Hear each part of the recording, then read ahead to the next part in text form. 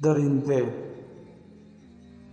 J F Kennedy airport کے یوں تو سارے ہی ٹرمینل بہت مصروف رہتے تھے، لیکن امریکن یونائیٹڈ ایئر لائنز سے منسلک برٹش ایئر ویز کے اس ٹرمینل پر معمول سے زیادہ ہی رش رہتا تھا۔ اس کی سب سے بڑی وجہ تھی اس ٹرمینل کو آنے والا اکیلا راستہ۔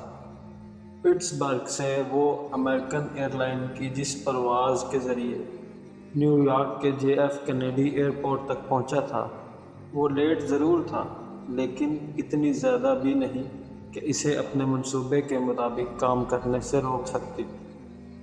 پٹسبرگ سے لندن تک کا ٹکٹ اس نے 2 الگ الگ ایئر لائنز سے بک کروایا تھا، لیکن عین وقت پر جب اسے علم ہوا کہ نارتھ ویسٹ ایئر لائنز نے اپنی وہ فلائٹ کسی فنی خرابی کی وجہ سے کینسل کر دی ہے جس کے ذریعے اس نے نیو یارک پہنچنا تھا، تو اس کے دل کی دھڑکن بے قابو ہونے لگی۔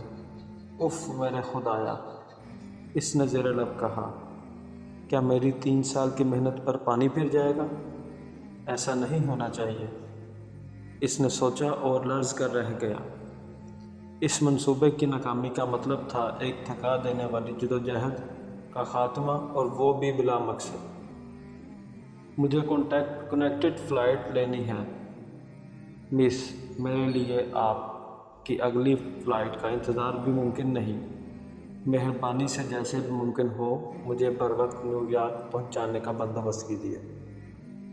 جیسے بھی ممکن ہو، اس نے فیصلہ کن لہجے میں نارتھ ویسٹ ایئر لائن کے کاؤنٹر پر کھڑی اس موٹی سی درمیانی عمر کی نیگرو عورت سے کہا، جس نے اپنے چہرے پر اتنی زیادہ لپپ پوتی کی ہوئی تھی کہ اس کی اصل جلد کا رنگ بھی نظر نہیں آ رہا تھا۔ عام حالت میں شاید وہ ایسے لہجے میں کسی کو بات کرنے کی اجازت بھی نہ دیتی تھی، لیکن آج کل ملازمت اور ایسی اچھی ملازمت ایک مرتبہ ہاتھ سے نکل جاتی تو پھر مشکل سے ہی ہاتھ آتی تھی، اور جانتی تھی کہ اس ملک میں مرفی لا نافذ ہے۔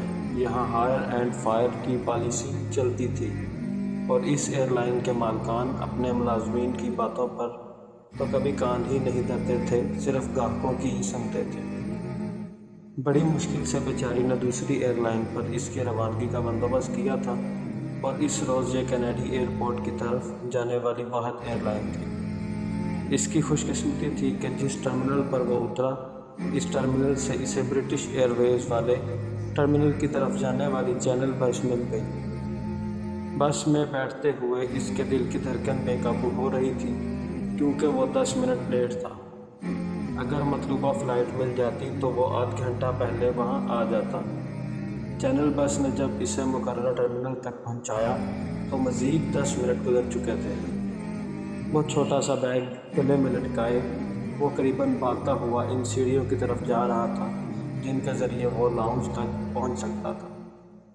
بڑکی سیڑھیوں کے خاتمے پر جیسے ہی اس نے فرش پر قدم رکھے تو اس کا چہرہ کھل اٹھا۔ اس کے سامنے ابو احمد کھڑا مسکرا رہا تھا۔ دونوں بے قراری سے ایک دوسرے کی طرف لپکے۔ حماد، میرے بھائی، میں تو پریشان ہی ہو گیا تھا، ابو احمد نے اسے گلے لگاتے ہوئے کہا۔ فلائٹ بدل کر آنا پڑا، ابو حماد نے کہا۔ دونوں نے بغل گیر ہوتے ہوئے اس احتیاط کو ملحوظ خاطر رکھا تھا کہ جیسے بھی ممکن ہو وہ سامنے کونے میں نصب کیمرے کی رینج میں نہ آ جائیں۔ یہ شارٹ سرکٹ کیمرے تھے جو ہر وقت گھومتے ہوئے باہر کا مکمل نظارہ اندر کی اسکرینوں کو منتقل کر دیا کرتے تھے۔ عین ان لمحات میں جب کیمرے نے اپنا رخ دوسری طرف بدلا، ابو احمد نے اپنے لمبے کوٹ کی جیب سے ایک چھوٹا سا پستول نکال کر اتنی پھرتی سے ابو حماد کی جیب میں منتقل کیا تھا کہ خود ابو حماد کو بھی احساس نہ ہو سکا۔ خدا حافظ برادر، اگلی ملاقات اگر اس دنیا میں نہ ہوئی تو جنت میں ہوگی، کہہ کر ابو حماد اس سے الگ ہو گیا۔ یونائیٹڈ یا برٹش لاؤنج کی طرف بڑھتے ہوئے دونوں سے ایک باوردی شخص نے دریافت کیا تھا۔ برٹش، ابو احمد نے کہا تھا۔ اس طرف جناب۔ اس شخص نے سائفر مشین کی طرف اشارہ کیا۔ ابو احمد نے بڑے اطمینان سے اپنا بیگ سائفر مشین پر رکھا اور سیکیورٹی کلیئر ہونے پر اٹھا لیا۔ اس درمیان اس نے کن رکھیوں سے ابو حماد کو یونائیٹڈ ایئر لائن کے کاؤنٹر سے ملحقہ اس راستے کی طرف گھومتے ہوئے دیکھ لیا تھا۔ ابو حماد بڑے اطمینان سے چلتا ہوا اس باتھ روم کے سامنے تک پہنچ گیا تھا جس سے ملحقہ لاؤنج میں گیٹ نمبر 22 کی قطاریں لگی تھیں۔ گیٹ نمبر 22 پر برٹش ایئر ویز کی لندن جانے والی فلائٹ کے مسافر سوار ہو رہے تھے۔ یہاں ایک اور سائفر مشین نصب ہے جس سے دوبارہ ہینڈ بیگ گزارنے کے بعد گیٹ کے دروازے پر مستعد برٹش ایئر ویز کے 2 آفیسر صرف اس مسافر کو گیٹ کے اندر جانے کی اجازت دیتے تھے جس کا پاسپورٹ اور ٹکٹ وہ چیک کر لیتے۔ عموماً برٹش ایئر ویز کے جہاز پر اپنے پیاروں کو رخصت کرنے والے اسی چور راستے سے گھوم کر جہاز کے دروازے تک آیا کرتے تھے۔ سیکیورٹی حکام کو اس بات کا علم تھا لیکن وہ مطمئن رہتے تھے۔ جہاز میں سوار ہونے سے پہلے چونکہ مسافروں کو ایک مرتبہ پھر تلاشی کے مراحل سے گزرنا پڑتا ہے، یوں بھی ٹکٹ اور ویزے کے بغیر کسی کو گیٹ کے نزدیک پھٹکنے کی بھی اجازت نہیں۔ اس لیے کسی غیر متعلقہ شخص کے لیے جہاز تک پہنچنا ممکن نہیں تھا۔ یہاں مسافروں کو چھوڑنے کے لیے آنے والے اجتماع خطرے کا باعث نہیں بننا چاہتے۔ ابو احمد فلائٹ سے 2.5 گھنٹے پہلے جہاں پہنچا تھا۔ اسے 1 گھنٹہ گزر گیا تھا اپنے مہمان کا بے چینی سے انتظار کرتے ہوئے، لیکن ابھی تک دور دور تک اسے اپنے مہمان کی آمد کا نام و نشان نہیں مل رہا تھا۔ سائفر مشین سے گزرنے کے بعد اس نے سامنے برٹش ایئر ویز کے کاؤنٹر کا رخ کرنے کے بجائے لاؤنج میں بچھی کرسی پر بیٹھنے کو ترجیح دی تھی۔ اس نے وقت گزاری کے لیے ایک بیگ سے کچھ کاغذات نکال کر انہیں پڑھنا اور ان پر نشانات لگانا شروع کر دیے۔ یوں لگتا تھا جیسے وہ کوئی مصروف کاروباری شخص ہے جو اس وقت بھی کوئی کاروباری الجھن سلجھا رہا ہے۔ سامنے کاؤنٹر پر اب مسافروں کی قطاروں میں اضافہ ہونے لگا تھا۔ اچانک ہی اس کی مراد بر آئی جب اس نے سر کے درمیانی حصے پر کپڑے کی گول ٹوپی رکھے ایک ڈھلتی عمر کے یہودی کو سائفر مشین سے اپنا سامان اٹھا کر اس طرف آتے دیکھا۔ ابو احمد اس شخص کو ہزاروں پردوں میں پہچان سکتا تھا، گو کہ وہ آج 6 سال بعد اس کا چہرہ دیکھ رہا تھا، لیکن یہ چہرہ ایسا تھا جو اسے مرتے دم تک کبھی بھول پاتا۔ یہ شمول تھا، تل ابیب کے انٹروگیشن سینٹر کا سابقہ انچارج، موساد کا اعلیٰ افسر، سینکڑوں بے گناہ فلسطینیوں کا قاتل۔ شمول نے اپنے ہاتھوں درجنوں فلسطینی بچوں، بوڑھوں، عورتوں اور نوجوانوں کو جان دی تھی، لیکن آج تک اس نے کسی کو پستول کی گولی سے نہیں مارا تھا۔ وہ اپنی اس شہرت پر فخر کیا کرتا تھا کہ اس نے درجنوں فلسطینیوں کو اذیتیں دے دے کر سسک سسک کر مرنے پر مجبور کیا۔ موساد کے اس اذیت خانے میں جس کا وہ انچارج تھا، ایک بڑا مرتبان اس کی میز پر سجا رہتا تھا جس میں اس کی درندگی کی بھینٹ چڑھنے والے بے گناہ فلسطینیوں کے جسم کے اعضاء اتارے گئے تھے جن میں کان محفوظ رہتے تھے۔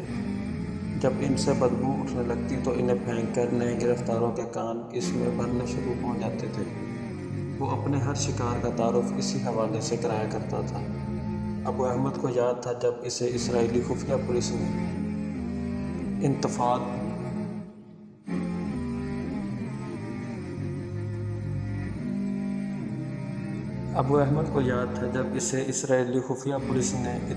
کے آغاز پر ایک روز اچانک ان کے ایک ٹھکانے پر چھاپا مار کر گرفتار کر لیا تھا۔ یہ کوئی ایسا خفیہ ٹھکانہ نہ تھا، ایک چھوٹا سا ہوٹل تھا جس کا مالک ان کا ایک فلسطینی ساتھی ہی تھی، لیکن اس بات کا علم تو انہیں بعد میں ہوا کہ ان کا وہ ساتھی دراصل اسرائیلی خفیہ پولیس کا ٹاؤٹ تھا، اور ایک روز جب بیروت سے سرحد عبور کر کے یہ کوئی ایسا خفیہ ٹھکانہ بھی نہیں تھا، ایک چھوٹا سا ہوٹل تھا جس کا مالک ان کا ایک فلسطینی ساتھی ہی تھا، لیکن اس بات کا علم تو انہیں بعد میں ہوا کہ ان کا وہ ساتھی دراصل اسرائیلی خفیہ پولیس کا ٹاؤٹ تھا، اور ایک روز جب بیروت سے سرحد عبور کر کے آنے والے ایک فلسطینی مجاہد کو جو انتفاضہ تحریک کی کمان سنبھالنے کے لیے مرکزی کمان کی طرف سے اسرائیل میں داخل ہوا تھا، وہ اس ہوٹل میں اپنی میٹنگ میں لائے تو اچانک ہی اسرائیلی فوج نے ہوٹل کو گھیرے میں لے لیا۔ شاید اسرائیلی کمانڈوز بہت پہلے سے منصوبہ بندی کرنے کے بعد یہاں چھپ گئے تھے، اور ان کے اندر داخل ہوتے ہی وہ حرکت میں آ گئے۔ مقابلہ کرنے کو ان کے پاس تھا ہی کیا، صرف ایک پستول، وہ بھی بیروت سے آنے والے مجاہد ساتھی کے پاس۔ گرفتاری تو یقینی ہے برادر، لیکن ہم آپ کو ضرور بچا سکتے ہیں۔ ابو احمد نے بیروت سے آنے والے ساتھی سے کہا۔ جب اسرائیلی فوج کے کمانڈوز انہیں ہاتھ کھڑے کر کے باہر آنے کی وارننگ دے رہے تھے، یہ بزدلی ہوگی ابو احمد، میں تمہارے ساتھ ہی گرفتار ہوں گا یا ہم سب فرار ہوں گے۔ نہیں برادر، خدا کے لیے وقت کی حکمت کو سمجھو۔ اگر ہم سب پکڑے گئے تو تحریک ختم ہو جائے گی۔ ہماری جانوں سے زیادہ اہمیت اس وقت تحریک کو زندہ رکھنے کی ہے۔ یوں بھی ابھی تک اگلی پلاننگ کا علم تمہارے علاوہ کسی اور کو نہیں۔ ادھر آؤ، اس طرف۔